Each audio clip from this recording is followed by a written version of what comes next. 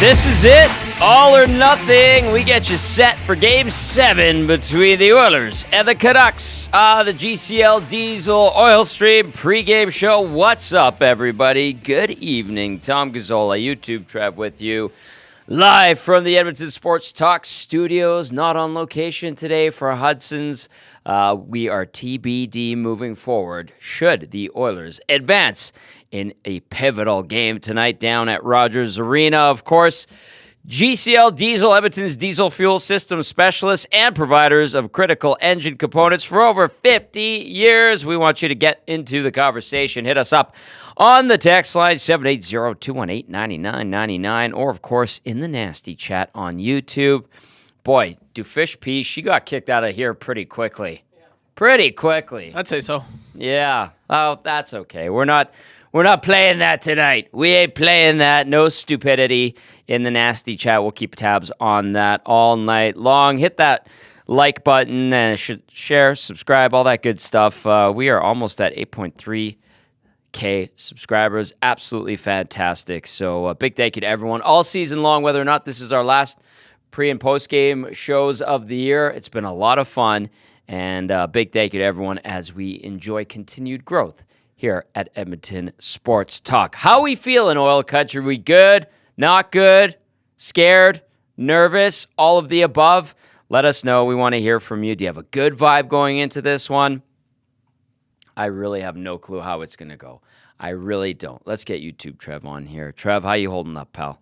I'm feeling pretty good today, Tommy. Not gonna lie.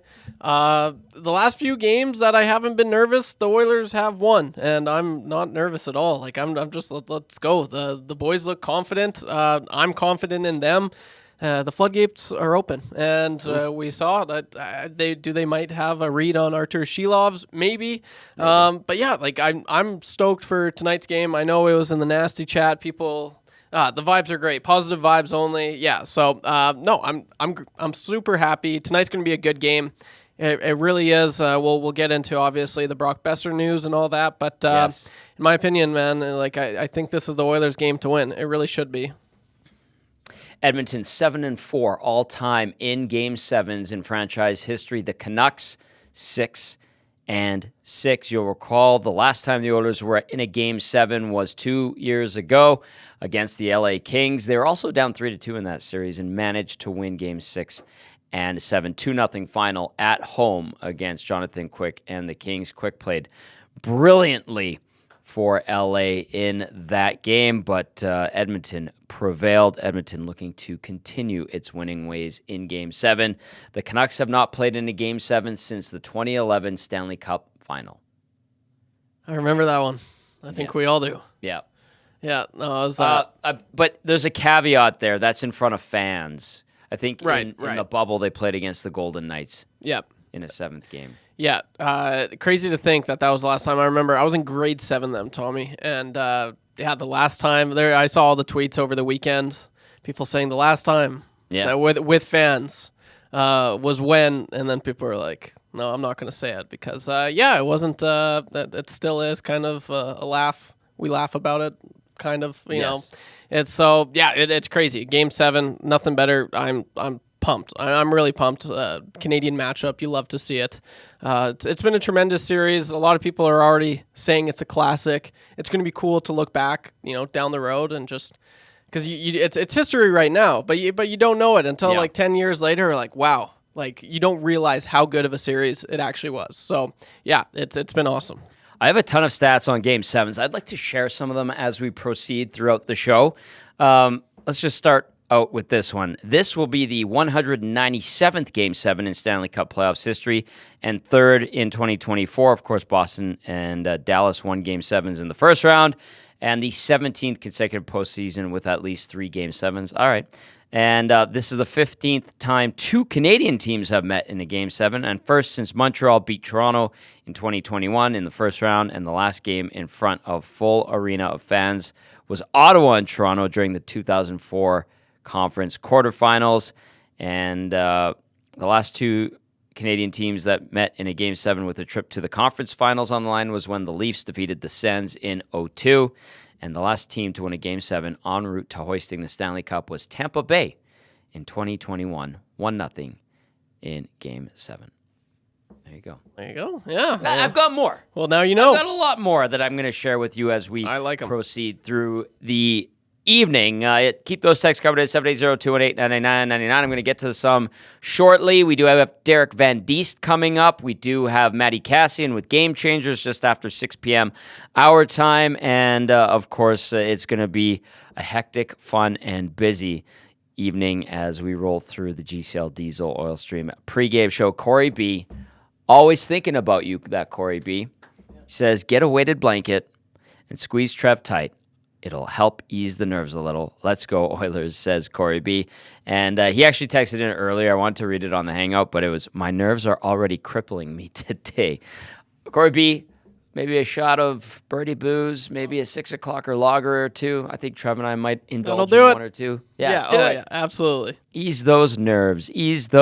Sheldon chiming in says, I really hope I won't need to get my heart restarted at any point tonight. Game 7 should be fire. That is Sasky Sheldon with that one. Jocelyn sent in a picture. This is great. It says, my dad's lucky Oilers know him. Game 7. Let's go. Hello, Jocelyn. Keep those texts coming in. 780-218-9999. I'm not even going to throw out a question of the night. Just send us a note. What do you think? Are you nervous? Are you excited? Are you scared? What do you think about the game? What do you think of Brock Besser being out? What do you think about the Oilers at Game 7? Just tell us your vibe going into this one, and we will continue to read those out as we make our way through the show. Let's go to lineups for this game because it is crucial, yes. There are some adjustments from a Canucks standpoint, yes. As for the Oilers, no changes. McDavid between Nugent-Hopkins and Hyman. Draisaitl centering Holloway and Kane. McLeod with Fogle and Ryan. Carrick stays in with Janmark and Brown. No Henrique. And no Perry, no Stetcher, and no Sam Gagner. As for the Vancouver Canucks, you may have heard Brock Besser is out for the remainder of the playoffs. And it is reported to be blood clots. That is scary, especially for a young man, young person, young woman, young man. Blood clots are always scary, dangerous, obviously, and it's a good thing that they caught them for Brock Besser. So Rick Tocchet had to change up his lineup, and this is what we're anticipating from Vancouver tonight. JT Miller centering Ilya Mikheyev, who returns to action with Elias Pettersson.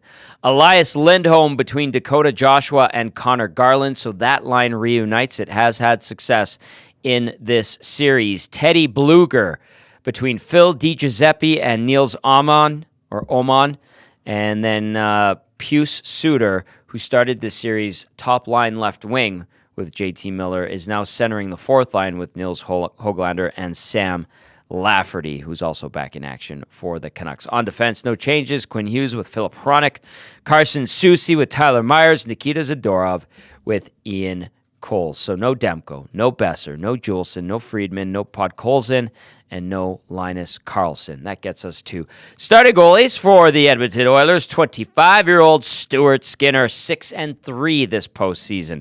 297 goals against average, 881 save percentage with one shutout in 9 games in the 2024 Stanley Cup playoffs.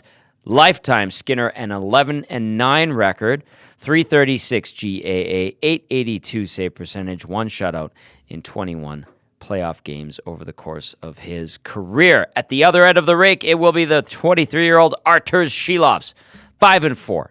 289 goals against average, 898 save percentage, one shutout in 9 playoff games. Shilovs versus the Oilers, only postseason action for Shilovs against Edmonton. 3-3, 347 goals against average, 879 save percentage, 6 games against Edmonton in his career, and that is his record and stats from this series. So there you go. You're up to date on lineups and starting netminders. If anything should change during warm-up, we will pass that along your way. I said I wanted text. I want to hear from you. How you feeling? What are you doing to cope with the nervousness? Are you calm? You ice in your veins? What do you got?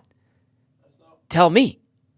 We want to know. We're curious. 780-218-9999 or via the Nasty Chat if you're watching on YouTube. Practicum Doug. What's up, Practicum Doug? Says you don't need a weighted blanket. You need a few drinks. That's advice for Corey B. Doug, thank you for that, sir. Spruce Grove Corey chiming in says the burning question is, do we see some fresh beef hit the ice tonight? That was awesome. I liked it. We've seen it in Oilers playoff games in the past. Our old program director, when TSN 1260 was a station before it was killed by Bell Media, Boyd Leader, he was the guy, I believe it was in Detroit. He told me the story. He was the guy that snuck in the cut of Alberta beef and threw it on the ice when no one was looking. And then he ran away. He didn't get kicked out. That's awesome. So Boyd, our old boss and program director at 1260, said that he's the one who did it. And Corey the Butcher from Acme Meats, I love how Corey chimed in because someone was asking how much that chunk of Alberta beef was. And he's like, that one was about $30. You keep it bone in, you could get it for cheaper. I love that. That's so good. I picture Corey B. In Leonardo DiCaprio. He's like, he points to the TV. He's like, hey, yeah, that's me. In his mouth. Yeah. So he's talking about the meat. Corey's good with his meat. He knows his meat for sure. Oh yes, well done. Go see him. He knows the cuts. It's funny when he does his Instagram videos and he has he's doing pork, but he has the pig's head. I'm like, oh, Corey B. Kind of terrifying. Put that thing away. Yeah. Let's make some bacon. Or a nice pork shoulder for Cass to smoke in his smoker and make delicious sandwiches. Rip City Step says, all the waitresses at Hudson's wondering where Tommy Bartholomew Gazzola is and his big smile. Take good care of him, Trev. We're in a good spot. Rip City Step, that is awesome that you, Andrea, Jay, and some other nasties, I'm assuming VR Montenegro's out there, maybe Cal in the Park and Sarah, have made their way down to Hudson's. We're not down there. We'd love to be. We are TBD for the next round, if there is one. But that's a great showing from the EST Nasties to go down there and gather and watch. And I'm sure the crew, Steve and Adam and Colby, bartender, Eric, the bartender, Amy, the waitress, Kylie, Sloan, Riley. Who else am I forgetting anyone? Kat. Jeff, bartenders, they're all probably like, damn, EST's not even here, but the Nasties are. That is fantastic. Absolutely love it. Treat each other right. And hopefully you have a couple of GCs left over. I think I was good about them. You were very generous. Good. I hope so. I didn't want to let anybody down. I'm just glad that they came out, and hopefully that continues. We shall see what happens tonight. Without further ado, now we go inside the Oilers locker room to Chris Noblock. Chris, are you expecting anything in the way of lineup changes or any new bodies coming in? No, we're not expecting any changes. Everyone's doing pretty well, and Stu will be our starting goalie. The power play, as you guys have had an opportunity to look at it here, I don't expect you to talk too much about tactics, but is there something that was missing or that you can do a better job of, you think, to get a better result? I think missed opportunities, missing the net, just making sure that when we do have that opportunity, they know what we want to do and they know our setup and where we score our goals. They're going to try and take that away, but we had to move the puck around well to create some chances, some looks, and when we do get that opportunity, then we make sure we hit the net and we shooting with a purpose. Brock Besser will not play tonight. Does that change anything on your side of things, not having him in the lineup for them? Just that we need to not let down, not take a step back and think it's going to be easy. I've seen this many times before where a team is missing a key player and how everyone steps up their game. And everyone just steps up a little bit, and it is a very a strong team performance. For short term, it's a very powerful thing for a team. Long term, obviously, you don't like to lose your player, a skilled player, or one of your top players for a long period of time. But for our strategy, we have to play how the Edmonton Oilers want to play hockey, and we need to be at our best tonight. Does that message easier to get across when you've seen it happen with Matthews, with Marchand in Boston, and like it's happened for us? You can tell that that's what the message is that these guys are going to rally around Brock not being in their lineup. Absolutely. And, we're not going to talk too much about their state of mind and how they're going to rally together. We're going to be talking about what we need to do and the key points on what we need to do to be successful.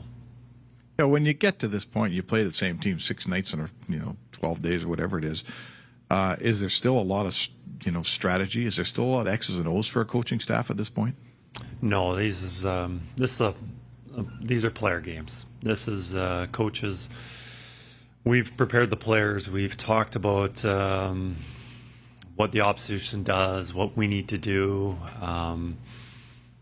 There's very little left for us to intervene, and it's about going out and executing just the small details, winning the puck battles, getting pucks out, all those little things. That's what's important. You may have answered it for me, but that would be my question. Do you say less to your team tonight than you did after going out onto the ice in February in Philadelphia? Is this a night where you don't have to speak to your team very much?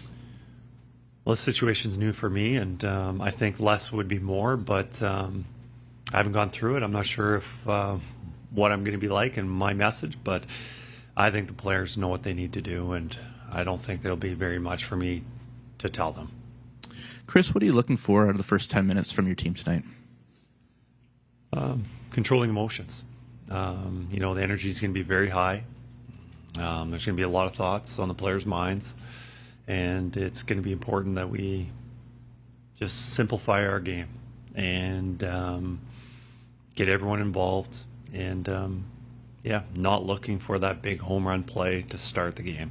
Just everyone contributing just a little bit, chipping away at the Vancouver Canucks and building our best game. The Canucks have had some pushes in the third period and won some games that way. You guys really seem to lock it down in the third period and build on your lead. What did you like about the way you played in the last 20 minutes of the last game? I think it was a lot like we played in the first and second. Did a lot of little things well. I think our puck management, being able to make plays and not always just a safe plays. Safe plays might get you out of that situation, but it compounds into spending a lot of time in the defensive zone. And if you spend a lot of time defending, you're giving the opposition an opportunity to strike. So we just got to make sure that we're pushing and making plays and playing our best hockey. Chris, to that point, you talked about the second period of Game 5 and how maybe you guys were a little too conservative, just flipping pucks out and that. Where do you draw the line when the season's on the line between, like you said, not trying to make the fancy plays all the time, but keeping your foot on the gas pedal because, it's all or nothing tonight? Yeah, there's a fine line. We don't want to be threading passes through the slot and that get picked off. I think the biggest thing is for you to make those plays. It's not necessarily on the puck carrier's his responsibility. It's more everybody else that are supporting him. Are they talking to him, helping him, giving him some information on what he should be doing with the puck, and are everyone getting available so he can make that play? And if everyone around him's not supporting him, often his only play is to flip it out of the zone or go off the glass, and it's a safe play, and sometimes that is the play, but it's usually those four other guys on the ice that need to be supporting him. Good morning, Chris. We just talked to Connor McDavid and Matias Ekholm about the starting of games, especially in this building. Connor said he's really liked the starts you guys have had here, but what do you think are the reasons for the dips that we've seen in the execution of the game plan, and how do you plan on combating that tonight? Well, a lot of it's the dips. You have to give the Vancouver Canucks a lot of credit because they are a good hockey team. They did win this division, and they've got some good players. And for us to say that we're going to come out here and dictate how the game's going to be played for 60 minutes, I think is kind of naive. I don't think that's possible. But it's going to be a lot of just stick to our game plans and execute plays, and it's not that we're going to change it after the second period to say, okay, now we're going to combat it and we're going to do this differently. We're going to play our game. We saw Sam Carrick draw into the lineup in Game 6. Just a quick comment on his play and what you liked out of number 39 in Game 6. For a guy that hadn't played for about 2 weeks, 2+, not an easy situation to come into a lineup in an elimination game. And, I thought he played really solid, controlled the puck down low, created some turnovers on the forecheck, won us some key face-offs in the defensive zone. And, this physicality is always important in the playoff series. So, he brought a lot to the table. In that same vein, Chris, you have Corey Perry, who's got more Game 7 playoff experience than anyone on either team. Can you draw on him to help? Can he help you out in that regard, even though he's not playing? I'm certain the players will look at him for some stability, some confidence. Corey's been an outstanding addition to our team, not only on the ice, but probably even more important, off the ice, given his leadership to the team. And we've got some really good leaders on our team, but for a guy that's won a Stanley Cup and been to the Stanley Cup Finals numerous times, Corey's spoken up many times this year, and the team has listened. So I think Corey's been a very valuable resource for us. All right, that was a very composed Chris Noblock. No real surprise there as his team heads into Game 7 against the Vancouver Canucks at Rogers Arena. One man who is there and has been all over this series and will continue on in the playoffs regardless if the Oilers win is Derek Van Diest from NHL.com, Western Canadian correspondent. DVD, give me a sense of the vibe around the rink this morning. Both sides, please. Yeah, it was interesting vibe. On one hand, I think there was the kind of people were upset that Brock Besser was not going to play, and there was a bit of concern for him. Obviously, the blood clots in the leg, and that's something that Rick Tocchet wouldn't confirm. By the way, he was asked, right? Hey, is this guy have blood clots? And he said, no, I'm not going to get into that. He's just not playing. He's not available. That's all. So it was never confirmed by the team. For starters, that he has blood clots, but there's a sense of, you felt bad for the guy. It's the biggest game of his career, and he's not able to go. So you get a sense that you feel bad. And then the Canucks, they were up first with their media availabilities. They're like, hey, they're going to try and rally around this. They've lost their best player. They're down to the third string goalie. They're going to try and rally around this and get out a win. And I guess that's kind of they're approaching it. They're approaching it with like, hey, everyone's counted us out all year. So now we're going to go in there. We're going to try to win a hockey game and move on to the next round. The Oilers, meanwhile, I got a good sense from the Oilers going in that locker room. Like they're a confident team now. They after that Game 6 win, they feel, and whatever virus or bug or something was sucking through the team, it looks like it's gone now. We talked to Matias Ekholm. He looks healthy. He's ready to go. Like this is a guy that everyone said was not feeling well, was looking sick. But he looked good. He's ready to go. He's excited. McDavid was excited. Chris Noblock was excited, a little bit nervous. He doesn't know what he's going to get himself into. This is his first NHL Game 7. So, but yeah, I think there's a quiet confidence about the Edmonton Oilers now that you would have said to me at the beginning of the series, or them at the beginning of the series, hey, you're going to have a Game 7, one game to go to the Western Conference Final. Will you take it? And I think they would have said, yes, for sure, we'll take that. They're very confident in their game.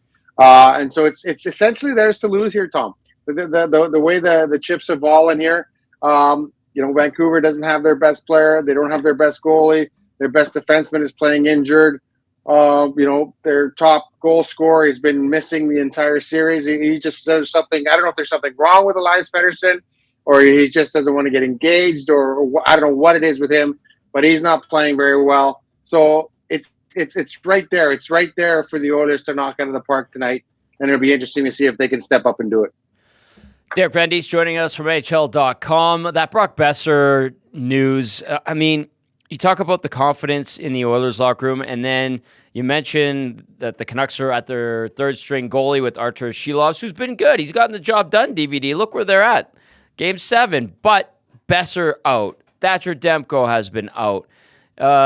Was that like the final blow for the Canucks? No Pettersson giving them anything, like you mentioned as well. Like, have they run out of gas, or is Chris Rooney the ultimate equalizer?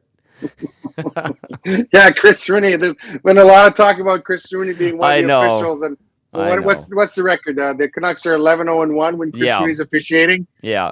It's funny because he did officiate the other game, and I think he made all the calls. Like it was noticeable how involved he was in that game the other day. I don't think the calls were one way or the other, but he was making them all. So I think that's very noticeable when one referee is making all the calls. So, hey, at least the Canucks can't complain about the referee, right? There's a culture here in Vancouver, right? It starts with, Roger Nilsson holding up the white flag. And a lot of people are like, well, why are they holding up a white flag at the beginning? Are they giving up already? That white flag goes back to 1982 when Roger Nilsson was complaining about the refereeing, and he put up the white flag saying, okay, we're done. Like, you guys are screwing us over. Right. We surrender type thing. And they've kind of taken that culture, and it's always the referee's fault. Like, there's good calls and bad calls, but it's so, like, everyone thinks, oh, they're out to get the Canucks. The refs are out to get the Canucks. They put a statue of a guy outside the arena waving the white flag. They have a kid come out waving the white flag. I mean, you're thinking to yourself, if you're not familiar with the story, like, you guys giving up already? You guys understand what the white flag symbolizes, that you've given up? Like, if you've already come into a game with excuses, if you're already coming into the game thinking, man, these refs are going to screw us, we're going to get screwed by the officiating, and I think it's funny because Rick Tocchet pushes back on that, because Rick Tocchet he's mentioned that a couple of times. The media here love to blame the referees. Every call against the Canucks is a bad call. Every call for the Canucks, oh yeah, well, I could see why that's a penalty. It's absolutely hilarious. Like, it's one thing for the fans to get into it, but Mark Spector touched on this. The media is like that too. They're coming over here complaining about calls, complaining about phantom calls. You know what? Play the game. Rick Tocchet said, let's just play the game. Let's not. And they have these built-in excuses here already. Let's just play the game. There's going to be officiating. Going to be. It is what it is. It's bad. It's good. It's indifferent. You're always looking at your team with rose-colored glasses. Every hook on your team is a bad hook. And hey, that guy should have been hauled. And I, what I hate about the refereeing is I hate the whataboutism. The guy makes a call, good or bad, and then you go, what about 2 minutes earlier, or what about that call? What about the game 6? Like a guy gets cross-checked in the face after the game, gets his. Well, what about this one? He got his stick up on this guy, and just play the game. Like, just play the game, and everything evens out in the end, in my opinion. So it's kind of an interesting culture here of basically obsessive complaining about the officiating. Spoken like a true soccer referee, to be honest with you. I'm a referee. I know. That's why I said that. Yeah, I know. I've heard the stories. I know. All right. If the Canucks are successful and advance to the conference final, what will it take from their point of view, in your opinion, DVD? To win tonight, it's going to take. You're going to need a lot of bounces. This team has gotten a lot of bounces in this series already. You look at the 4 goalposts that the Oilers hit in the one game, right? Everyone's talking about, and even Draisaitl kind of rolled his eyes, like, "Oh, what a great game by Larcher Slivos," and he's like, "Goalposts aren't good goaltending." If they had converted a couple of those, the game's over. They score 5 goals on this guy, they move on, right? So they've been getting a lot of bounces. Have Vancouver? You look at going back to game 1, they're down 4-1. The game was over. The guy throws the puck out from behind the net. It hits inner stick and goes in past him. Okay, 4-2, and then they get the lucky goal over his shoulder, 4-3. Like, it's just, and even that game-winning goal with Connor Garland, it was a nice play, but if you look at the replay from a different angle from behind Skinner, if that puck goes through Skinner's legs and doesn't hit him, it doesn't go in the net. It goes through his legs, hits his back leg, and goes in. So they're getting a lot of breaks. They got a lot of breaks in the last series. They're getting a lot of bounces. Eventually, the bounces go the other way. Eventually, it all evens out, as we say. So can they keep getting the bounces? Can they keep getting the lucky breaks? Can they keep getting, just things bouncing right for them at the most opportune times? I don't know. That's the big thing. I think they're gonna need some luck. They're actually gonna play, as defensive as they've been all playoffs. I can see them. They're gonna sit back and play defense all game today. I don't see them pushing the pace just because they don't have anyone to score. Brock Besser's out. As Pettersson's not doing much. JT Miller's a good player, but he's going to be spending all his time trying to check McDavid. So it's going to be interesting to see how the Canucks approach this game. And it's to them right now, it's survive and advance. It really is. And the Oilers, we'll see if they take advantage of that, if they push the pace, because right now the Canucks are reeling. Speaking of bounces, you mentioned something earlier talking with you, and it was that the ice isn't particularly great at Rogers Arena. Where did this come from? Because you would think, hey, it's a Canadian rink. I know it's warm in Vancouver compared to certainly the prairies, but what's up with the ice there, and where did that little tidbit pop up from, and how much did it surprise you? Yeah, it was brought up to me in game one because I thought the puck was bouncing a lot in game one. Yeah. I thought it was like a tennis ball out there, and then it was just the little things. The puck, it just was bouncing all over the place. And I think I'd mentioned to someone, were the pucks not iced properly? Like, why are they bouncing? And some of the Vancouver media guys said, no, this is the worst ice in the league. Like, this plant is 30 years old. They haven't invested anything into the ice plant, and so you know how some rinks, well, especially Rogers Place, how cold it is in there. Yeah. It's not cold at all in this arena. It's like, so you're wondering, and so I've noticed that. So once I was told that in game one, after game one, or you notice in game two, you do notice that the puck is bouncing a lot. A lot of those passes just weren't there. Mm-hmm. So you got to wonder how much that kind of plays into the power play really struggling in the last. They struggled here so much at home. I think Connor McDavid said he liked his power play at home. They just didn't convert. But yeah, there's a lot of plays where the puck looked like tap-ins. I think Hyman had a couple of tap-ins. Puck bounced over his stick. Drysdale couldn't get there's one-timers off. There's a little things like that. But they did say that at least the media guys say here, and pretty much all to a man said, yeah, this is terrible ice. Wow. It's not good ice at all. It's soft. The puck's bouncing all over the place. So that that makes sense to me. That you could tell, you could notice that the puck was bouncing. It was like a tennis ball out there for a little bit, and that's probably why. They said they haven't done anything to this ice plant in 30 years, so they have a 30-year-old ice plant here. Yeah. So, and it's interesting because when people renovate arenas, old arenas, what's the first thing they do is they put in the luxury boxes. Like look in, right? There's the luxury boxes there first. Bills. It's all about the fans first, and then stuff that you can't see. That's always the last stuff, and sometimes the last stuff is some of the most important stuff. So I think that's the issue right now. And I think the owners have to recognize that. They would know better. We haven't asked them about the ice service. We asked them about the ice service in LA. They wouldn't even comment. Yeah. They don't want to make that an excuse. They wouldn't even comment about the ice in LA. But here it seems like there's issues with the ice service. They're doing some renos in the arena right now. They have the media working in a bathroom, to be honest with you. Like, we're literally in a bathroom. When they saw the table set up in the bathroom there, we're like, are you? How do they really feel about us? Oh my God. Like, they just don't care. It's like, okay, that's our media workroom. It's sweet. It's the bathroom. Gross. So it's an interesting setup. Okay. Really quickly, you mentioned, did they not freeze the pucks? But somebody might be thinking, that's stupid. Of course they did. Or what does that have to do with anything? You'd be surprised. They have to keep it at the puck at a certain temperature. They keep them in freezers in the penalty box. And it has happened in some rinks in the past where the pucks weren't kept at the right temperature. I remember a story about the off-ice officials keeping their drinks where the pucks were supposed to be, whether they had like a soda or a Gatorade or a water, and the pucks were bouncing, and someone's like, hey, can you guys check all the pucks? And the pucks were like high up in the freezer, so they weren't at the right temperature, and that was having an effect. And then, you mentioned the ice pad. St. Louis, to its credit, put it down a new ice plant and did a new ice pad when they did renovations at their rink. So it does have an effect. Both teams have to play on it. DVD, you've covered a lot of series, especially in the postseason for Post Media. Now you're on NHL.com. Where does this one rank with the craziness and the back and forth and win one, lose one, win one, lose one? How would you sum this one up? Yeah, it's been crazy. I think it's interesting that I always said going into this series, the Oilers lose this series if they throw it away. That's the way they're going to lose. If they throw the series away, they're just going to beat themselves. If they beat themselves, that's what they're going to do it.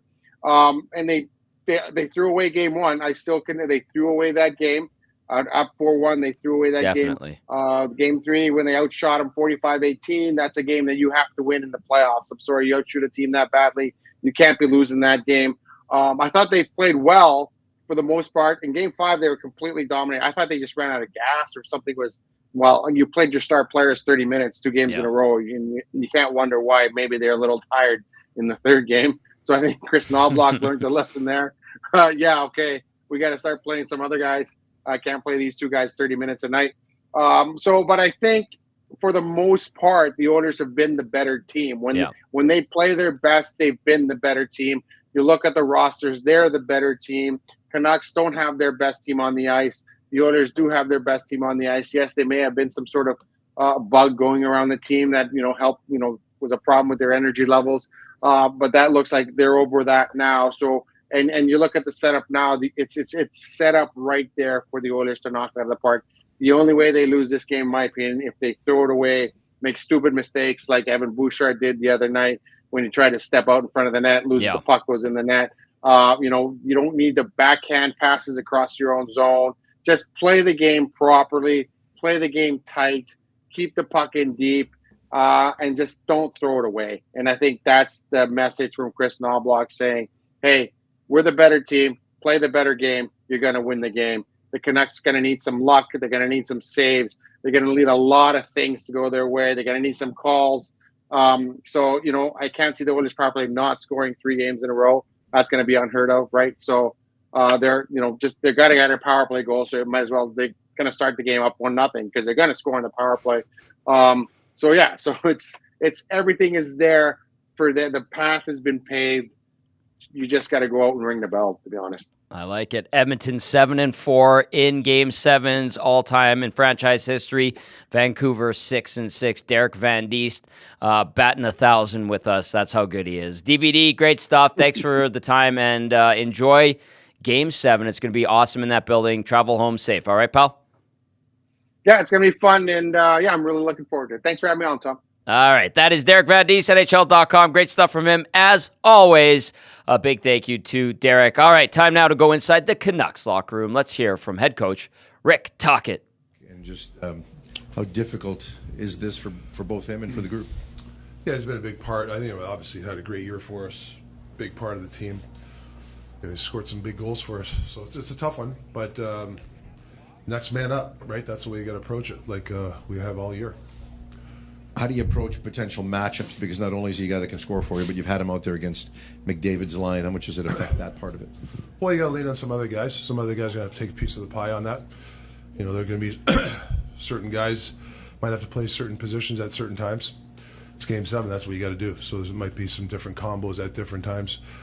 But yeah, it's a big piece out. But like I said, there's opportunity for a lot of guys, and some guys are excited about it. Rick, what can you tell us about the nature of Brock's injury, just in terms of sort of a formal team statement? Yeah, I don't want to get in the injury just for Brock too. I'd rather wait. We'll talk about it down. I don't want to get into Brock's injury right now. Can you just give us a timeline? He played Saturday night. He met with us after the game in the media. Obviously, you guys flew home. Yeah. When did this become apparent that it was going to be an issue? Well, I just yesterday found out he won't be available. Basically, that's it. He's being evaluated. He's probably going to be evaluated again. So I don't have a time frame. And I know yesterday, and it's Game 7 and everything else, but when I asked you if it was just a maintenance day, did you know before practice then? I forget what the timeline was. Maybe late morning. I can't remember. I think it was late morning. Rick, Game 7. Dakota talks this, but this is what you guys play for. What is the key to being ready to play in a big moment like this? Yeah, I think you have to lean on your foundation in these things. I think, you really want your team to feel comfortable. There's going to be some guys who are going to be nervous. There's some young guys. There's, you got a whole different crew of a team, and you want to make sure that everybody feels comfortable. And the best way is to lean on your foundation. I think it's very important that you don't, you're not trying to. It's not a one-man show. You can't think you got to do it all yourself. You do that, that's when you get in trouble. So the one good thing about our team is we've stayed pretty good this year with our system and foundation. We got off kilter, obviously, last game. We weren't at our best. But the one thing we've always leaned on when we've not had a bad game is come back to your foundation. And that's really got to lean on. And you got to play uncomfortable. There's certain things that you've probably not that type of player, and you might have to be a little uncomfortable in doing that. If you're a guy that doesn't really block many shots, you might have to block some shots tonight. I think you got to play out that character sometimes. How has the resilience of this group evolved since you got here 18 months ago? I think it's been great from my end, being the head coach. The way they've, we've had some ups and downs, a lot more ups this year. But the response that these guys, that's what I'm more proud of, their response after, things don't go your way or even a poor outing. That's a credit to them. There you go. There is head coach Rick Tocchet. I'm not gonna lie to you. Even if he doesn't like your question, doesn't want to answer it, he gives you something, and he does it in a nice way that's not ripping you. I can appreciate that. That's an old pro right there. And I think it was in the Nasty chat. John T says, I like a coach who challenges players publicly. We've seen that from Tocchet. Yeah, and then some others said that, where is it? I had it here. It's from Corey. He says, Tocchet is a pretty good coach.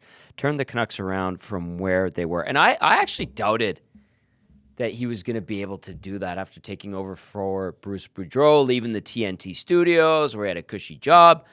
And he's done a hell of a job. So kudos to Rick Tocchet. And he's gotten a lot out of this group without question. So I don't think he's a coach that you can really hate on, even if you like the team he's playing against or his team's playing against. So I could appreciate that. And, a good clip, a good coach, good dude. And tonight, Oilers fans don't care about any of that. But at least some people appreciate that. So I kind of want to acknowledge that. All right. As we get set for Matty Kassian, I will add that portions of this hour brought to you by 100.3 The Bear, Edmonton's best rock. Catch Dusty on every morning with Yuke and McCord on weekdays, and then tune into Jess Jackson, who is fantastic and awesome and great. And I've been able to basically chat with her every afternoon on her show about the Oilers playoff run. We'll do so again tomorrow. That is Edmonton's best rock, 100.3 The Bear. Let's get Cass on. He's shaking his head. Are you shaking your head at my roar? I know I can't do a good one. Unmute Cass. Classic Cass. Fix it.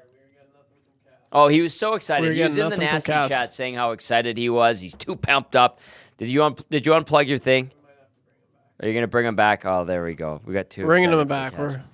Get that man back in here. All right, text us 780-218-9999 or get into the Nasty chat if you're just joining us. Hello. Welcome to the GCL Diesel Oil Stream pregame show. GCL Diesel specializes in giving your diesel engine's heart a second wind. We test and remanufacture fuel injectors, pumps, and turbos for a wide range of applications, breathing new life into vital components. There he is. Is he ready? Cass, you ready? Oh, I hear him. Oh, beautiful. Hello, Cass. You are excited. Hello, buddy. Oh, Trev's getting you fired up. He's getting you going. There. Believe it or not, I wasn't muted this time. No, it was. I don't know. I just reset the browser because I could hear you guys, but it wasn't picking up anything in the mic. It happens. Yeah, it happens. It happens, and sometimes stuff happens in hockey and in broadcasting and all of the above. So, Tommy, I'm pretty fired up for this one, as I should be, as you should be, as I know YTT is, and it's a big night, Tommy. Cass, it really is, and all things considered, maybe it's the effect of YTT working with you and I all season long, but for a kid that has his nerves and is watching this team, the Oilers, intently and has grown up really enjoying, loving them, if you will, he's calm, cool, and collected like a cucumber. Good. Maybe that's the Cass and Tom effect. Yeah, we're rubbing off on him a little bit there. Like it's just the even keel is I heard in every single locker room from the time junior onward was the not too high, not too low, right? Ride that even keel. Try to keep it steady and level-headed. So YTT, doing a great job, Trev. You're doing a great job. Look at that. You're a beauty. I appreciate that, Cass. You're such a beauty. You still haven't played Fortnite with us, though, so that's I know. That was like game 2 of this the season. We were talking about it, and we still haven't been able to get that figured out. But we will, because our nights will be off soon, maybe in a month, maybe tonight. I don't know, but we will be playing some Fortnite. Absolutely. Cass is very good, and he's a good leader on the squad. Cass has played with both my brothers, and I've met a couple of his buddies, and we are utterly disappointed you haven't joined us for a fortnight sesh. We are. Okay, Yeah. I'm sorry. You guys picked the worst. It's like Saturday night. You're like, hey, let's play some vids. I'm like, well, it's Saturday night. What do you think? Come on. Oh, good. I apologize, YouTube Trev, for having 3 kids that have activities every night during the week. And Okay, I I apologize. I'm sorry. Doing this too. So it's like those are the only times I can. But anyways, let's talk some hockey. Sure. Fortnite is fun. So is hockey. Yeah, I was going to say, Cass, like in Fortnite and in hockey, teamwork makes the dream work, and that takes us to Game Changers with our teammate, Matt Kassian, brought to you by Damon Bunting, RE/MAX Elite. Damon Bunting, consistent, top-producing realtor in Greater Edmonton and among Western Canadian RE/MAX realtors. He and his team would love to help you find the right home or make the move from your current home. He's community-driven and understands what it takes to make a difference in our city. Check him out, DamonBunting.com, or visit his Instagram at Damon Bunting Real Estate. As we get set for this Game 7, we were so chatty. Maybe that was like an underlying nervousness that we didn't want to talk about the game. I'm kidding. It's even keel, like Cass was saying. Number 1, Cass, I don't know how this guy's feeling, but Pettersson rising. I don't know how he's feeling either, but with Brock Besser being out of the lineup, completely unfortunate situation for the Vancouver Canucks. With that, Pettersson has to step up. He's been pretty quiet this series, been pretty quiet the whole playoffs. There's a lot of Canuck fans that have not been thrilled with his playoffs, and he's been just kind of meh. This whole series, Tom, hasn't overly contributed. He's got a couple shots, made a few plays, but just hasn't had a playoffs like he had a regular season. And for the Vancouver Canucks, and for the fans and for the team and management, you got to be looking at him and saying, hey, we really need you tonight. If there's a list of players that need to step their game up with Brock Besser being on the lineup, JT Miller, he's stepped his game up already. Totally. He's stepped his game up already. Joshua has, I thought, had a really good series and played very, very well. Pettersson has really been the only Vancouver Canuck that we haven't watched a game and been like, wow, he had a really good game tonight. Or, wow, he really, he beat whoever he was up against tonight. Like, he was the better guy on that line. And, for Elias Pettersson, he just hasn't had that type of series, Tom. And it hasn't had the playoffs. But for the Vancouver Canucks, them having success tonight probably hinges on him bursting out of his shell, having a night, and going off for a couple here, because it's without one of your best players in Brock Besser in the lineup, someone else is going to have to pull the trigger, especially for a team that's been struggling to generate a ton of shots. Elias Pettersson has to be the guy for the Canucks. Pettersson has 5 assists and a goal in these playoffs. 2-game point streak, Cass, 2 assists in the last 2 games. That's picking it up for him. He did have that goal in game number 2, I believe it was. And do you buy the fear that some might have that you might awake the beast in Pettersson? Or, as I said earlier today on the Oil Stream afternoon show version, he seems to be falling more a la Pierre-Luc Dubois side of things. Like for a play from the playoffs or from play overall? Playoffs, effectiveness, and kind of being not much of an impact player at all. I don't think he has been this playoffs. As you said, he's got a couple points, but hasn't dominated like he has a capacity to do. I would hesitate to say he's gone the Pierre-Luc Dubois route. I think Dubois scored in that series. Yeah, but I'm including the regular season here, but I think he's a much better player than I agree with that wholeheartedly. And has the ability to produce. Yes. I think you have to. Concern isn't the right word. And if you're the Vancouver Canucks, would you rather have Pettersson wake up or maybe wake up? You don't really know, and have Besser out of the lineup, or would you rather just have Besser in right now? Well, you probably would rather have Besser in right now. Absolutely.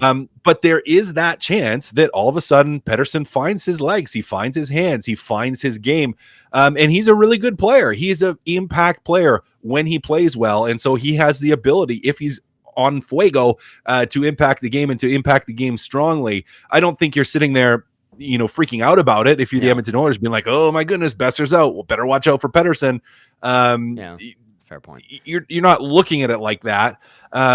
You're probably looking at this going, well, Besser's out of the lineup, they're gonna push, and they're going to emotionally, they're going to know he's not there. So we're going to get even more juice out of the rest of the team. Like they're going to push even harder knowing that he's out of the lineup. So we have to be prepared. And I think that's the mentality you take to it. You're not just looking at Pettersson going like, oh, we better watch out for him. But from a Vancouver Canucks point of view, Tommy, if he's going, or if he's not going, rather, you could be in trouble from a scoring goal standpoint. This has forced Rick Tocchet to tap dance with his lineup, and what he has done is put Lindholm back with Joshua and Garland, and that line has had some success against the Oilers in this series. Yeah. So that's one thing. But then all of a sudden, the line that was like the fourth line for the Canucks with Bluger at center, Di Giuseppe, and Oman on the right-hand side, they're the third line.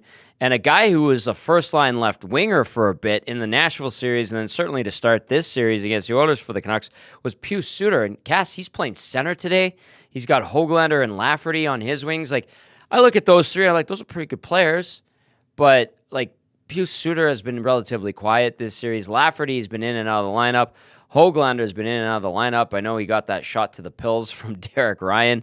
But it has really forced the Canucks to scramble here. How much of a detriment is that, or can they galvanize themselves and rally, and can it help push them to play out of their bodies and just be like unreal for one night and empty the tank? Yeah, well, it may do that. If you're Rick Tocchet, though, you're probably looking at this going, I would rather have Brock Besser in than take that chance. I know.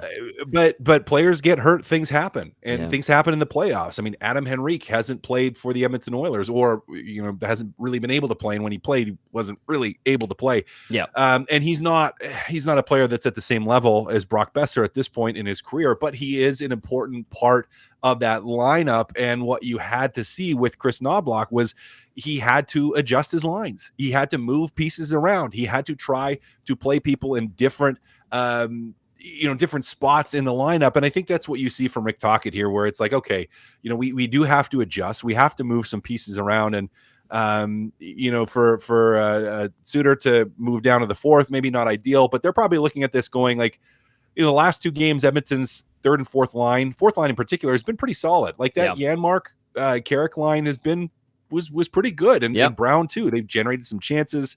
Janmark had the one goal. Like they've done some good things, and so maybe you're looking at this going, okay, he's shifted to center and he's on the fourth line, but maybe we can try to get a little bit of an advantage here to generate something if those two groups are going head to head. It is Game Changers with Matty Kassian, brought to you as always by Damon Bunting Remax Elite. It's funny, as we were talking, Cass, Blake Bunting sent me a text with a photo, and I think you could appreciate that. Blake from Action Electrical. It's a picture. He's not watching us right now because he says he's too nervous. So what he is doing is he's like, I need to like feel a part of it. So I'm watching a episode of Bozone Live, and he sent me a photo. I'm like, well, whatever helps you get ready for Game 7. So he's feeling it. Yeah, do that mental prep, Blake. Get your mind in the game. Yeah. Get your mind in the game. He's like, I can't watch right now, but I'm watching you do Bozone Live. I was like, that's too funny. Especially with you and I on right now, it probably gets him fired up. He's very intense, passionate, much like his brother Damon, about the Oilers. All right, number one was Pettersson Rising. We deep dived into that, and then also talked about the Canucks roster going into this Game 7. Cast number 2, improved power play. Take it away, my friend. Well, like our good friend DVD mentioned, it's pretty rare that the Oilers' power play just keeps fizzling and not doing much. For the Edmonton Oilers, you want to separate yourself. You keep playing the way you played 5-on-5, and you start putting a goal or two in on the power play. You start to get that power play mojo back. We talked about it before. Would love to see Connor McDavid shoot a little bit more when he walks off the wall. When he does that, it just opens the whole ice up. It creates just another level of threat out there, and I think that's a good way to start with the power play. Like if he walks off the wall once or twice and forces Vancouver to adjust, I do really think some of the lanes could open up. That shot for Bouchard, as well as potentially the seam play to Draisaitl, you just could get some better looks. But for the Edmonton Oilers, just like Vancouver Canucks need Pettersson to increase his level of play, the Oilers need more to the power play. They do. Those guys have to find ways to execute on the power play to contribute. And then just 5-on-5 as a squad, you keep doing what you were doing last game, and you should be in pretty good shape. The power play, if you go game by game throughout this postseason, it's obviously first in the NHL in efficiency, but power play 3 for 4 against LA, 1 for 3, 3 for 7, 1 for 1, 1 for 5, 1 for 1, 1 for 3, 2 for 4, 1 for 2, and then the last 2 games, 0 for 5 and 0 for 3. So it has been just insane, and we'll see if they can simplify Cass and take advantage of those shooting lanes. I know a lot of Oiler fans super frustrated when the Oilers don't shoot on the power play with some of the weapons that they possess. All right, let's move along to number 3 of game changers. Number 1 was Pettersson Rising. Number 2 was improved power play. Number 3, win, baby, win, Cass. I mean, this is the same as game 6, Tom. Win or go home. That's you either it. move on or the season is done. And whatever you have to do from a prep standpoint, mentally, I don't care. You have to find a way to be ready at the drop of the puck tonight. And Tommy, you just got to go out and do whatever it takes. Block a shot with your face, block a shot with your foot, you take a hit, get run over, chipping a puck in because you know, or chipping a puck out because you know it needs to get out of the zone and you need to get it away from danger. Just whatever it takes, Tom. That's game 7. Game 7 is even like, you look back in series, until you're on the verge of being knocked out, you have, I don't want to say you can afford to make mistakes because you can't necessarily, but it's like you can overcome mistakes. Really, really difficult to overcome mistakes in one game. Because that one mistake, you make one mistake, that could be the difference in the series between winning and losing, between being eliminated and between moving on. So it's an all hands on deck, Tommy. You need everybody from top to bottom. You need from Stuart Skinner all the way out, up and down the lineup. Everyone's got to be going, and you just, Tommy, got to find a way. You have to find a way. What's the old Jurassic Park quote? Life finds a way. And you need, if you want life beyond tonight, you have to find a way. I didn't think we would be quoting Dr. Ian Malcolm today, but chaos sure. theory, yeah. Yeah, Here we chaos go. theory. Well played, Cass. Text us 780-218-9999. If you have any questions for Cass, fire them our way. And then in the nasty chat, if you get stupid in the nasty chat, you're going into timeout. I've had to do it twice already today. So be cool. Everybody love everybody, as the great Jackie Moon. I'm going to quote Jackie Moon. Said ELE. Cass, I do have a question for you. I'm going to read off a couple of texts. First, this one says, to come down to Game 7 is amazing. It just tells you what kind of teams these are. And credit to both teams for battling back and forth. Bad Billy says, Skinner has to be solid with the same type of game from the defense on Saturday. Just come out hitting, win the loose puck battles, and get a power play goal or two. Bad Billy predicting a 4-2 Edmonton win with an empty netter. Safety Bob, getting into the action. What's up, Safety Bob? Says, simple hockey tonight. Don't get cute. Put pucks on net every chance you get. Win the puck battle. Finish your checks. McLeod especially. Punish them on the power play. Make the routine save. 60 miles, 20 smiles. LFG from Safety Bob. I love 60 miles, 20 smiles. Yep. I like 20 miles, 20 smiles going into the third. I love saying that. My question, Cass, was for you because we heard from Chris Noblock earlier prior to DVD hopping on, and he said, yeah, there's not a lot of like teaching going on right now, and you're not really messing with things. You just kind of let the guys go out there and play. I assume that most or a good chunk of people understand that philosophy and concept in the playoffs. And there's probably some fans that hear that and go, what are you talking about? This is the most important time of the year. Why wouldn't you be hands-on and getting involved and showing tons of video and making sure the X's and O's are super thorough? Cass, what would you tell those people that are like, what the hell's going on here, Chris Noblock? You know, you do it a little bit at the start of the series, but at this point, you've played each other 6 times in a very short period of time. You know what you're getting with the other team. Yeah. Now, I think Noblock's saying that it's not like they're not looking at the power play video going like, hey, let's try this. Hey, let's do this. But you're not reinventing and recreating yourself as a team. You're not doing it. You're not all of a sudden being like, now we're going to go into a 1-3-1 forecheck. you're not going to recreate or reinvent who you are. You can tweak little things, you can make little adjustments, but they're little, Tom. They're not big. And he is absolutely right when he says at the end of the day, players got to play. Players got to play. This isn't going to be won or lost by the coaches. Now, they have some impact on decisions. Of course. Who they're putting on the ice. Of course. Line up the dressing, all that. But at the end of the day, it's up to the players to go execute and to go to that game changer number 3, win, baby, win, Tom. It's you got to go do what you need to do. Yeah. And that's on the players. That's not on the coaches to do that. They have everything that they were teaching over the course of the season. And you heard it time and time again, either before games or after games, from the locker room in various interviews. And time again, Tom, what was it? It's about the process. Yeah. And it's about getting ourselves ready for the playoffs. And it's about being ready for the playoffs. And it's about being at our best for the playoffs. Like that, the teaching took place. You had 82 games to get that, and less than that with Noblock because he came in, part way through. Yes. But you had the entirety of this season to prepare. So what are you expecting? To just blow everything up and start over? To teach a new system in the playoffs is not going to happen. So yes, you spend some time with some X's and O's. You're going to do it. That's going to be more power play, penalty kill, some little adjustments. You're going to show face-off plays and be like, hey, look, this is what they're trying to do. Hey, look, this is what they're trying to do. You're going to do that, but you're not making a new wheel here. Your team is your team at this point, and you got to find a way. And then that's like on the ice too. When the team is on the ice for a practice, it's 15 minutes. Get your feet moving, sweat, get the hell off, get your treatment, and go rest.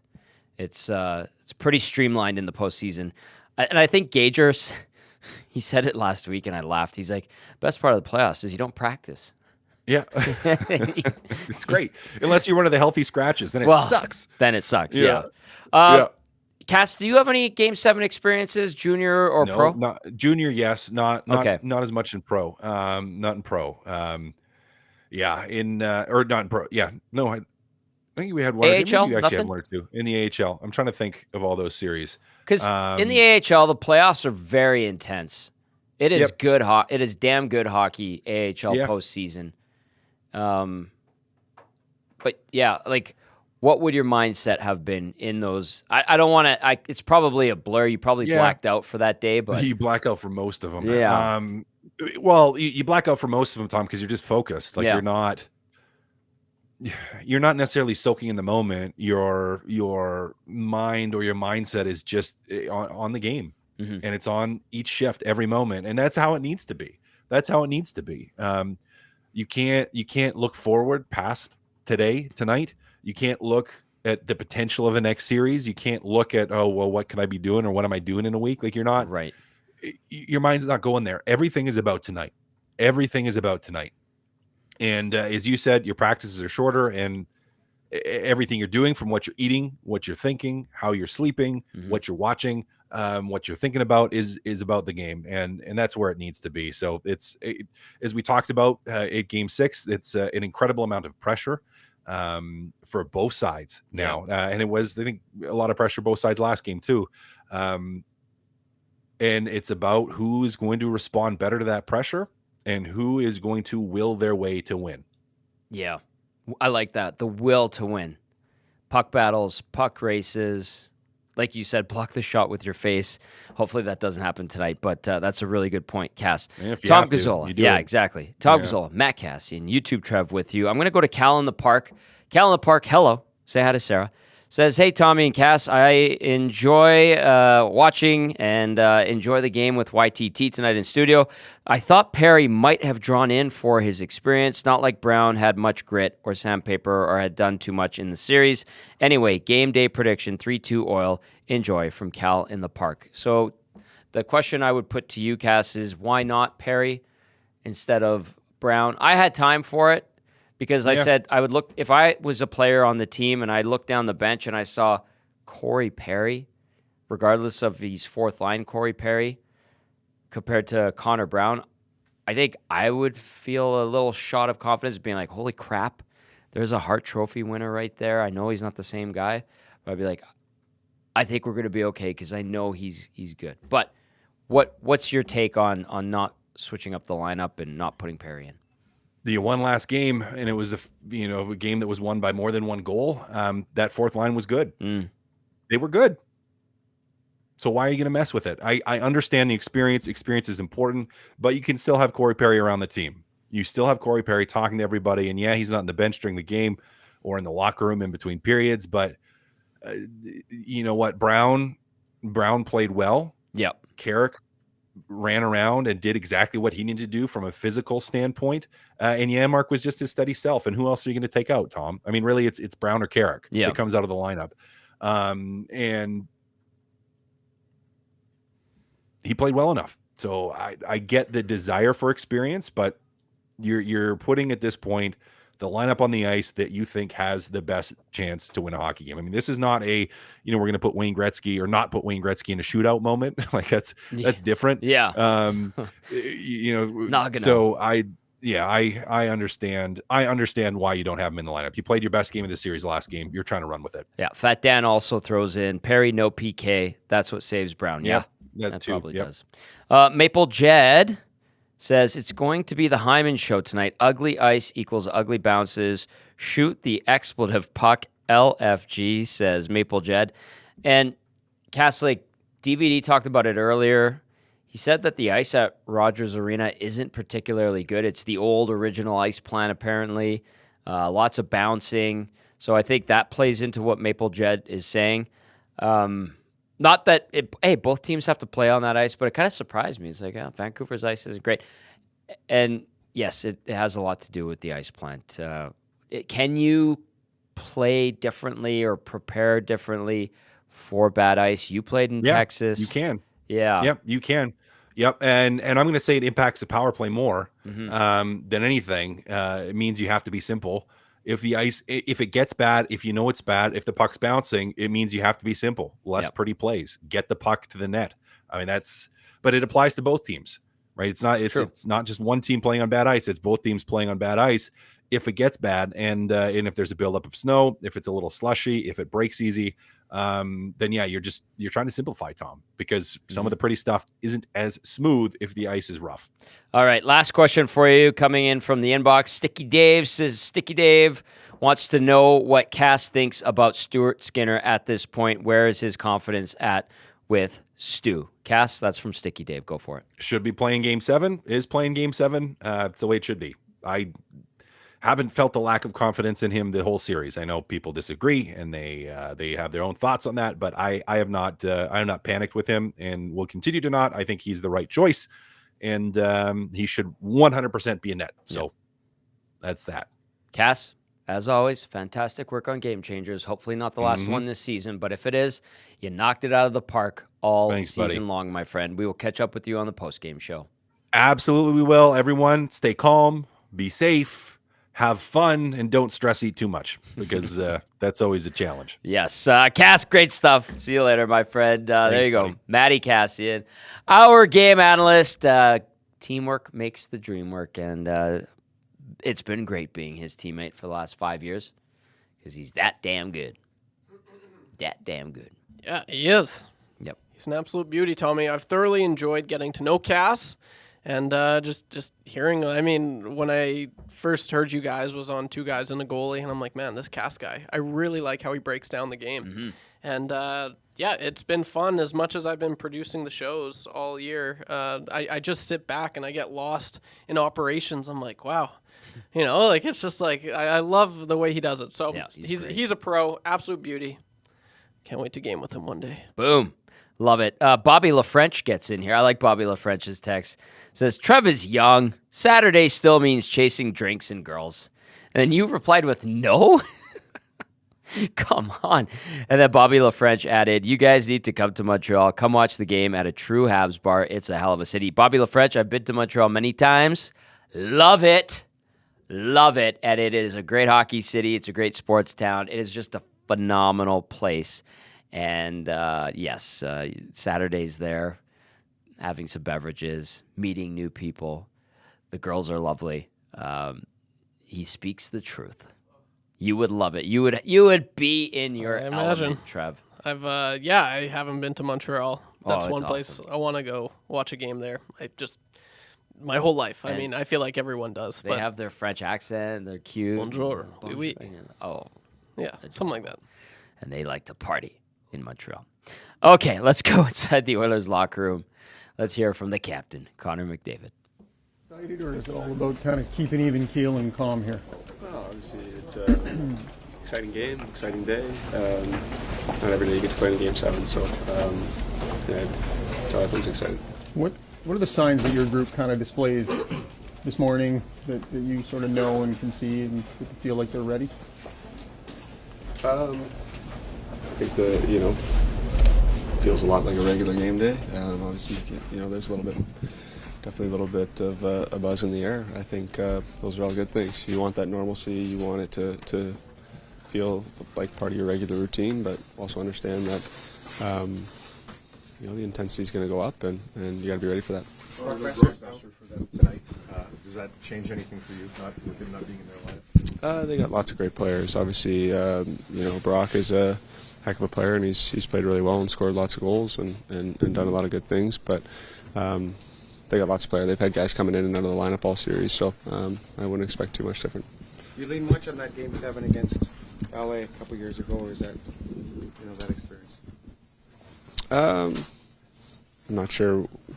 I mean, it's good to have played in a couple of Game 7s, and it's not new to you. But with that being said, it's still only you only play in a couple, so it's exciting.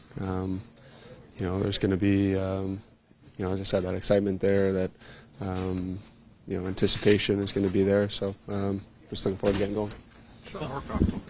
It's an honor to play in a Game 7. You grew up in Canada, you watched all the games, played it on the driveway, all that stuff. Mm-hmm.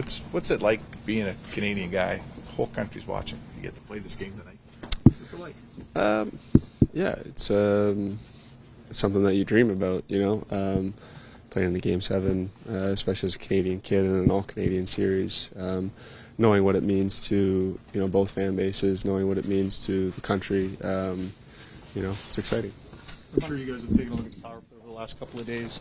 How did you feel about it last game, and do you feel like the looks are there and it's coming? I liked it last game. I didn't like it in Game 5, but I liked it last game. I thought we worked hard to get pucks back. We created the looks that we wanted. We just, maybe that last fraction of execution wasn't there that you need to get cleaned up. And, yeah. All 5 goals came at even strength on Saturday night. For you guys, when it comes to the execution of the game plan, what was the biggest difference in Game 6 compared to Game 5? I thought we skated really well. I thought we played with a lot of pace. We were good on the breakouts. We came to the neutral zone well.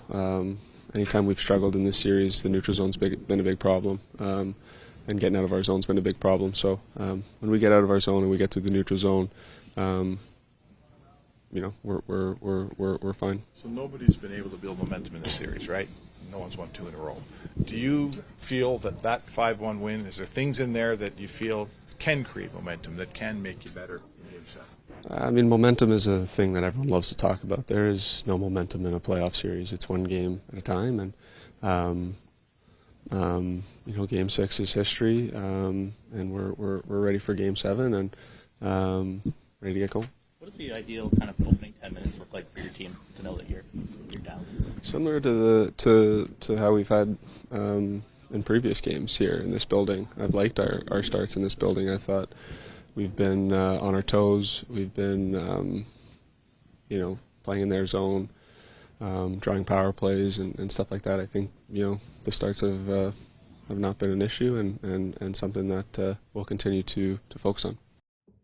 All right, that's the captain, Connor McDavid. No momentum in the playoffs, and you know what we have seen and what has been consistent is win one, lose one, punch, counter punch this whole series long, and Edmonton and McDavid looking to kind of put an end to that and slap together back-to-back victories. Trev, I asked for you to hop on camera because I want to get your opinion on McDavid and his tone and his demeanor in that press conference today. What did you think of that?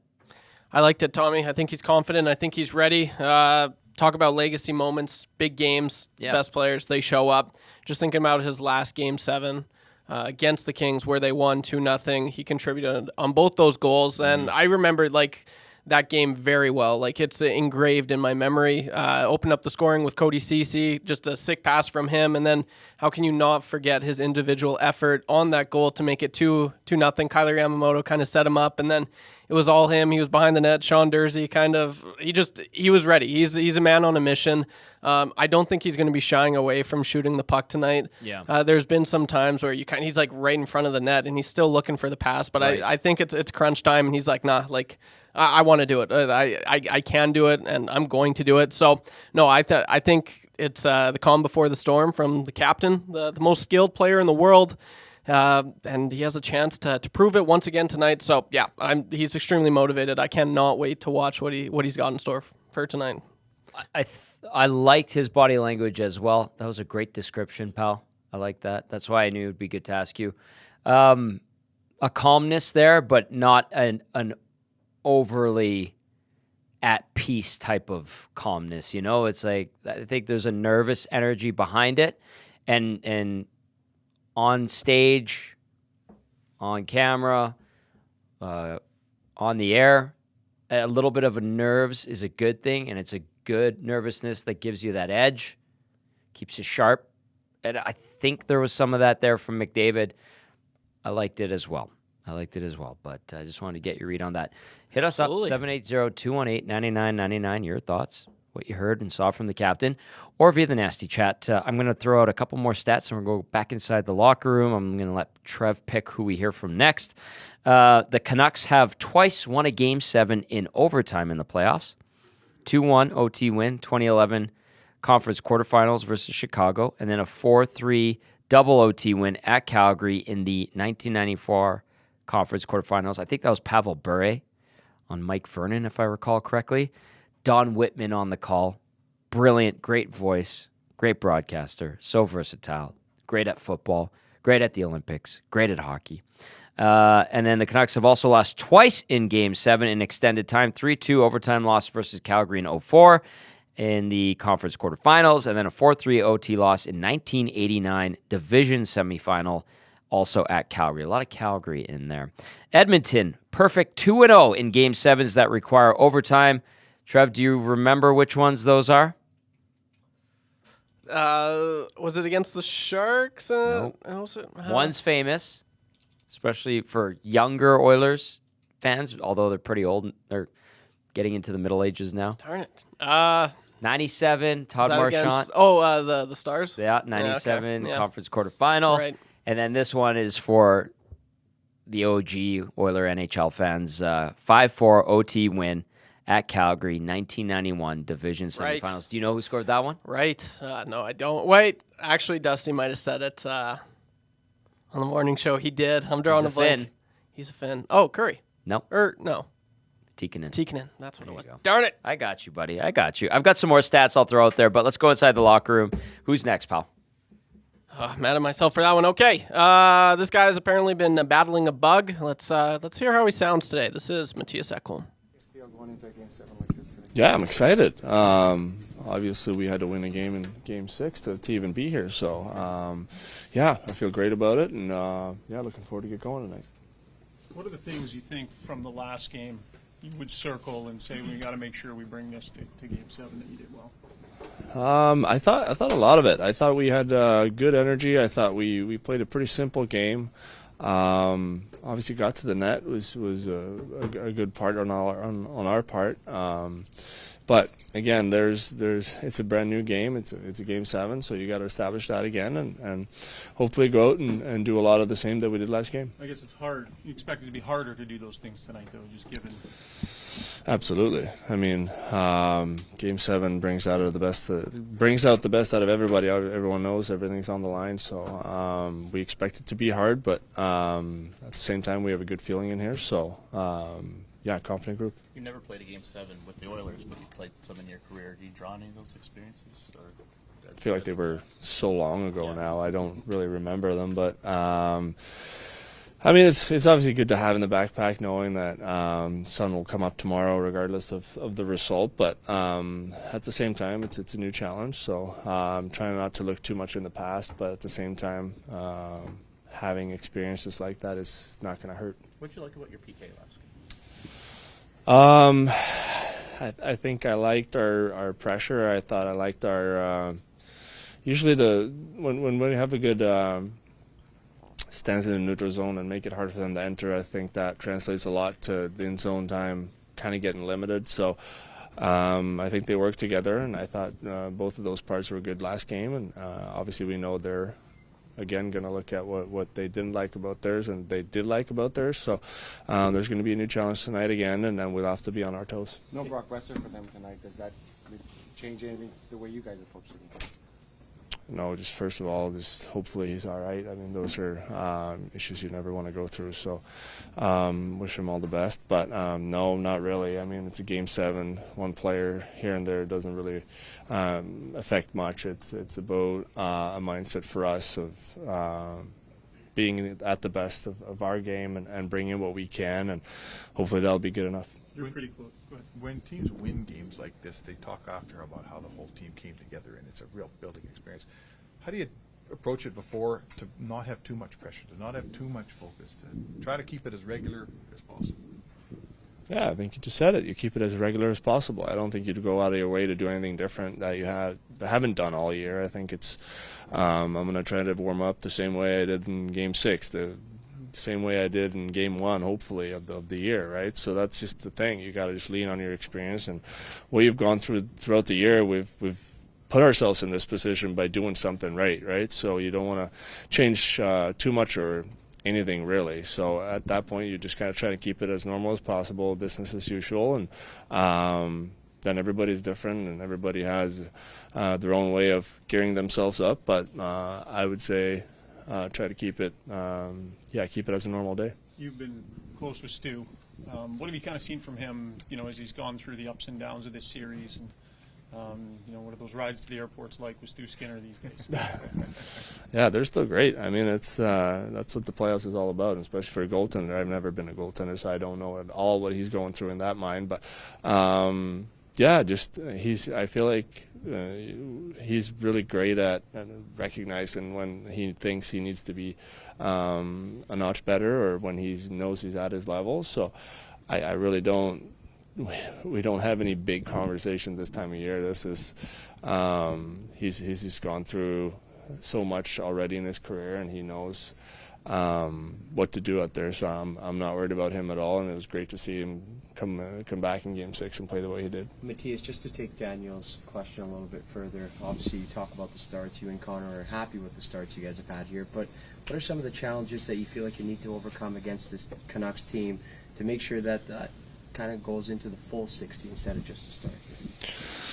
We got to defend our leads maybe a little bit longer and a little bit better. I feel like every time we've gone in here and we get a good start, they somehow get a punch back pretty early on, and that's obviously something we don't like, and something we need to be better at, trying to make it harder on them coming back at us. And sometimes that will be just right after a goal, just playing it simple, all the old good cliches of pucks deep and all that stuff. But sometimes stuff happens. It's a hockey game, so you can't control it all the time. But I feel like if we can try to be stingier when we have the lead, that'd be serving us a good purpose.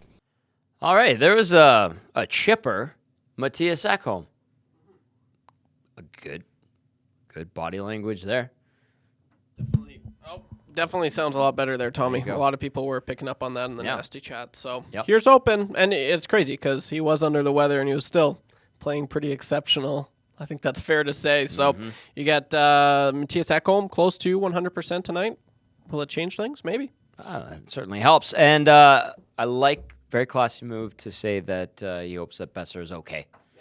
Said that was scary. Very classy. Zedmo says he took a few Ricolas. He's good to go. And then Morning Bacon, I like this one. He drank some Aquavit and summoned the gods of Valhalla and is ready to go to war. Well played. I read that one like, I got to save it for later. That was good. Okay, let's wrap up with a few texts and a few stats. Justin says, TG, big game, nervous energy all day. Let's get some. All right, Justin, I like it. Sheldon says, I'm not superstitious, but I am a little stitious, and says, Tommy, do you keep track of the Oilers record in games in relation to where you do the pregame show from, like in studio versus any of the bars and restaurants? Sasky Sheldon, I do not. I'm sure there's a way to track that, but it's not really something I've kept tabs on. I think they have a winning record regardless of where we do the show from. Interesting question. Conroe, Texas says, crawfish boil tomorrow with free beer. If the Oilers win, you boys are invited. All right, we will hop on a flight. Maple Jed says, Perry has had 2 series to show the old Perry, and he's been a complete no-show. The Loser says, Tommy, how big is the line matchups battle? The Loser with Besser out and the tinkering of the lines for Rick Tocchet.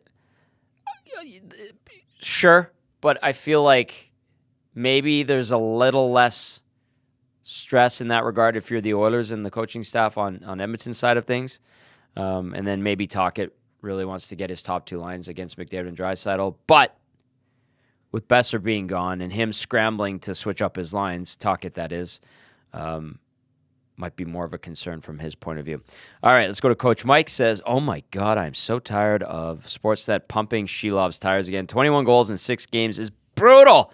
Oilers roll tonight. LFG, Coach Mike. It is Shelov's at one end for the Canucks. No surprise there. It is Skinner at the other end for the Oilers.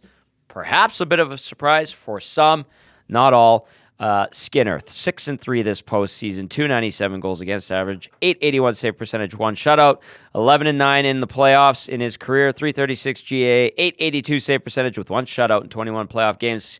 Shelov's versus the Oilers in this series, 3-3, 347 goals against average, 879 save percentage in those 6 games that Coach Mike was alluding to. All right, any final words from you before I rattle off some stats? Yeah, let's just. I'm imagining this is going to be a very close game. I think it's going to be one for the history books, Tommy. Boom. So I think Connor and Leon, they're going to show up tonight. I'd be very surprised if they didn't. If the second line continues what where they took off from last game. I like the Oilers' chances. Obviously, with Brock Besser being out, that's a big blow. So the Oilers certainly are going to have to take advantage of that. And who knows? Maybe in 4 hours. I'm very curious to see what 4 hours will bring here. So let's go. Yeah, I'm pumped. Let's go. Let's get this thing going, Tommy. Game 7 trends and records. The team that scores first is 148-48. That's a .755 winning percentage in 196 all-time Game 7s in the Stanley Cup playoffs this year, 1-1. Home teams own a 115-81 record. That's .587 winning percentage in those Game 7s, 196 of them all-time. 2-0 is the home team in 2024. The Oilers looking to make it 2-1. 101 of the 196 all-time Game 7s of the Stanley Cup playoffs have been decided by a 1-goal margin. That's 51.5%, including both in 2024 and 5 of 6 since the start of the 2023 Stanley Cup playoffs. And then, last stat for you, 49 Game 7s in the Stanley Cup playoffs have required overtime. That's 25%. Home teams have a 26-23 edge in those contests, 1-0 in 2024. There have been 36 shutouts all time in Game 7s, 24 by the home team, 12 by the road team. No more stats. They're for geeks. I'm not good at them. Just go and play a damn good hockey game, everybody. That's what needs to happen if you're looking at it from an Oilers standpoint. Just win, baby, as Matt Kassian put it. Big thank you to Derek Van Diest from NHL.com. Big thank you to everybody who watched and listened. To the crew, the nasties that went out to Hudson's Bourbon Street, you guys are the best. A big thank you for doing that. Say hello to everybody at Hudson's Bourbon Street. For YouTube Trev and Matthew Bartholomew Cassian, I'm Tom Bartholomew Gazzola saying, enjoy Game 7. We will talk to you on the GCL Diesel post-game show. Ciao for now.